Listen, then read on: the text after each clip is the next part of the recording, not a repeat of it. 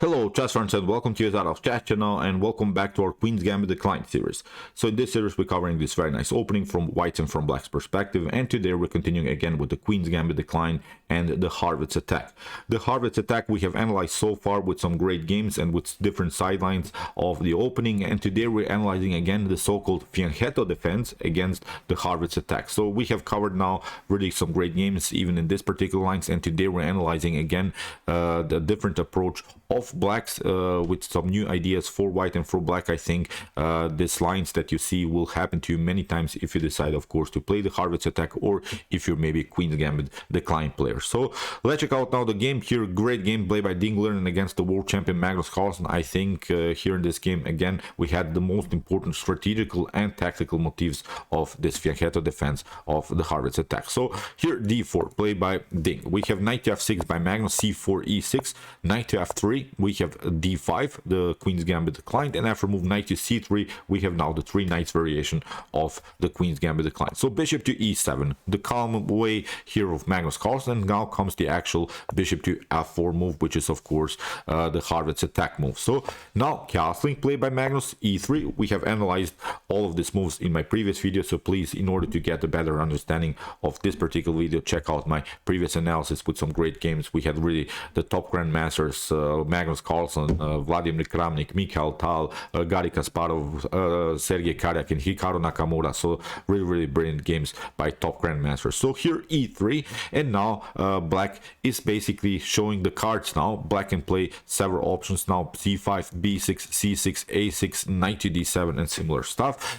Here in the continuation we have now again this Fianchetto defense with the move b6, and again I'm pointing out the main strategical goal of Blacks here is to push the pawn on c5, because if you play c5 too early, we have analyzed the move c5, then of course after d takes c5 the bishop has to recapture. After move b6, c5 is more prepared, because after c5 d takes c5, then b takes c5, and again Black has 3 connected pawns in the center, so that's why Black has then of course a very dominant position in the center. So here after move b6, Black is announcing the move c5, and that's why I think White has to play now this particular move, c takes d5. White has to undermine the pressure a little bit in the center, because we can notice that White needs still 2 more moves in order to castle. White needs to play bishop to e2 or bishop to d3, has to castle, and that are of course 2 tempi.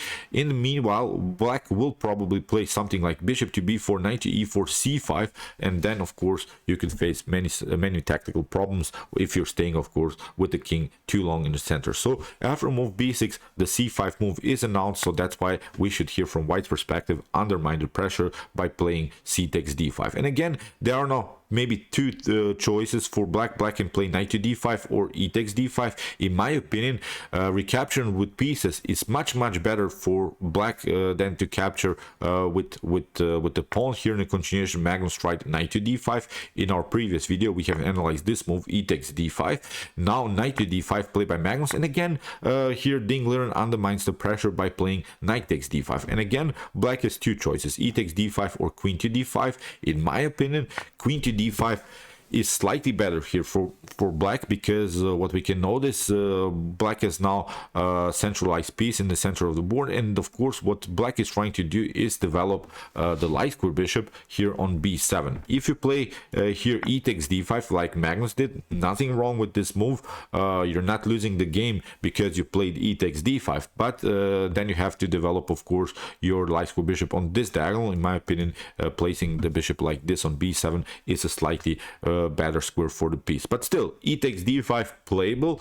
But we should know now what to do, because here it's obvious that Black is trying again the move c5, and then even proceed with c4, b5, and then even, I don't know, a4, a5 and similar stuff. Black is trying to get here a pawn majority attack with this 3 versus 2 situation on the queen side. So that's why White needs now to be careful. Here in the continuation, Liren plays first of all the correct move, bishop to d3, because now there is this huge threat that black should also consider, because queen to c2 is now a double attack motif, because we're attacking of course the h7 square, but also here the move the c7 square. So in the continuation, guys, as I said, if you play queen to d5, which is my suggestion so far, we'll analyze in the continuation of the series queen to d5. If bishop to c7 happens, as we said, you still need 2 more tempi in order to bring your king to security. Then bishop to b4 happens, you have to cover with the knight to d2, knight to c6 is happening probably, and you see now in the continuation of the game for this lost pawn. I think what black gains here is a huge activity, because you still need to lose another tempo here with the bishop. You have to bring your bishop on a normal square. Then of course when rook to c8 happens, I think black will find a way to attack white king in the continuation of the game. Meanwhile, you see the queen is centralized. The problem is also you cannot play bishop to e2, because then of course your pawn on g2 is hanging. So these are some opening preparations that you can study so far. In the continuation, I promise you will analyze also the queen takes d5 continuation. But okay, after e takes d5, we have set bishop to d3, played by Liren, with this direct threat to play queen to c2 and then create this double attack on both of these pawns. So that's why c5 immediately by Magnus Carlsen. Here we have b3, which is very important. It stops a little bit the potential progress of blacks with the move c4. If you don't do that, if you play castling immediately, I think c4 will happen immediately to you. That's why you have to play something like, I don't know, bishop to c2, bishop to b1, or bishop to e2. And now with this 3 versus 2 situation, I think black could have really pleasant game. So that's why b3. Let's go back. Bishop, pardon me. b3. After move b3, we have now knight to c6, played by Magnus, and now finally castling by Liren. We have now bishop to e6. If you try bishop to g4 in order to pin the knight, this is not so good, I think, because you could face one problem. You can face the move h3, and now you have to make a decision if you want to take, or if you don't want to take. If you play bishop to h5, I think this is now the main issue here. Bishop to a6 is something that black should consider, because now the serious threat is the move bishop to b7, and you see the activity of both of these bishops could actually even trap the rook. So in the continuation, black is forced even to play the move queen to d7, but now with knight to e5, white can solve now all of the positional problems with this pin, with this stuff, and continue the game with the great bishop pair. Continue also with some pressures, and also with the threat of playing again the move bishop to b7. So as said, bishop to g4 is not such a huge problem that you can face, although your bishop's on d3, it's not on e2, so you may get annoyed by this pin, but still with h3 and then bishop to a6, as said, you can maybe solve all of your positional problems. If you try something like here after move h3, bishop to f3, then bishop to f3, queen to f3. If you try here c takes d4, here rook from a to c1 is of course first the idea. First we're attacking the knight, and then we can recapture maybe here recapture here on d4. So here in the continuation, we have now after move bishop to e6, you see Magnus Carlsen didn't play the move bishop to g4, played bishop to e6. Here we have rook to c1, which is normal stuff here by Liren. If now c takes d4 happens, then of course the knight is hanging. We have now a5.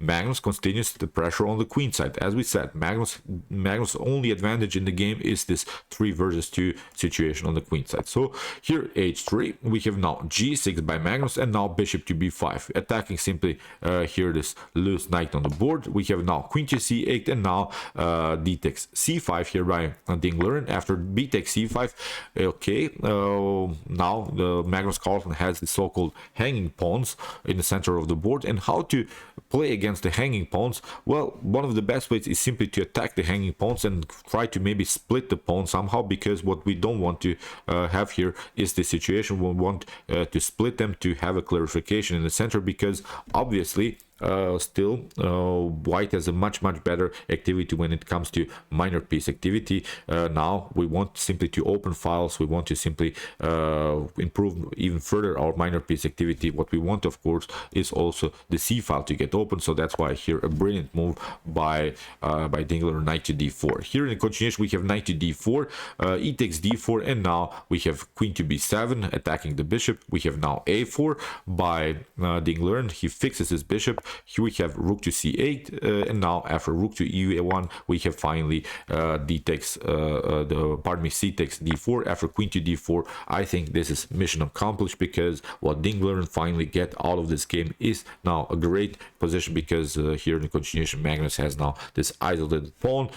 Here when we watch simply the piece activity, I think white is much better. The bishops are much better than Magnus Carlsen bishops are. So here it's so far a great game by the Chinese top grandmaster. So after move queen to d4 we have rook to c1, rook takes c1, rook to c8, rook takes queen to c8, and now bishop to d2, simply attacking this isolated pawn also on a5. So we can notice that Magnus Carlsen has two pawn islands, which is not good, of course, in the continuation of the game, and it's now easy for Dingler to find the best next move. So queen to c7, we have bishop to c3, creating also this checkmate threat on g7, so that's why f6 has to be played. And now b4.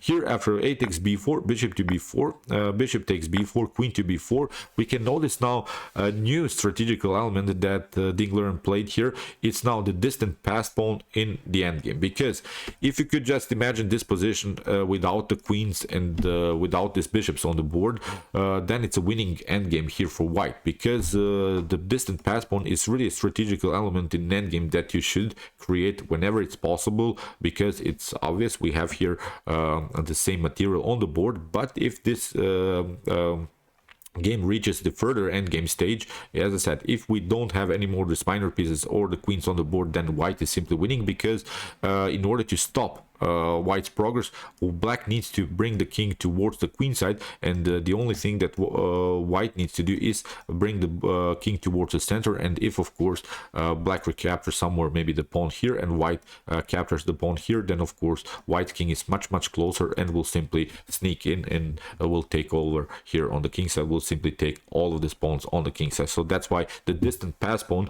that Dingler created here is really a beautiful endgame strategy element. So here queen to b4, we have king to g7, a5, simply pushing the pawn further. We have d4, we have now a6, queen to b6, and now queen to e7, a check, king to h6, and now simply continue here to push the pawn. You cannot take, of course, then we simply bring a new queen into the game. So bishop to d5 prevents this move. Here we have bishop to c4, again a great move, great deflection motif by Dingler. If you take, again, we'll simply play a promotion on a8. We have bishop to b7, and now a brilliant move again by Dingler, decoying the bishop to the 8th rank, because now after bishop takes a8 we have now a check, queen to f8, king to g5, we can take. We have now f5, here queen to d5, king to h6, g3, queen to f6, king to g2, we have queen to b6, now simply pushing further, h4, queen to f6, queen to e6, king to d8, simply couple queen moves. And now after bishop to d3, queen to b6, queen to f3, king to g7. It's obvious that this should be winning for white, but Magnus tried here to struggle somehow, tried maybe to get a draw by doing some perpetuals. We have queen to c5, h5, we have king to f6, we have now h6, g5, queen to b8, we have king to g6, g4, simply trying further to split the pawn structure. We have king to h6, g takes f5, now Ding is creating a new pass pawn, g4, king to g3, queen to d5, queen to f8, new checks, check, king to g5, and after queen to e7. In this position, Magnus Carlsen resigned. So really great game by Dingler. First of all, playing, of course, the great strategies against the Fianchetto defense of the Harrwitz attack. Then with the move knight to d4, let's go back. That was, I think, also a very important moment in the game.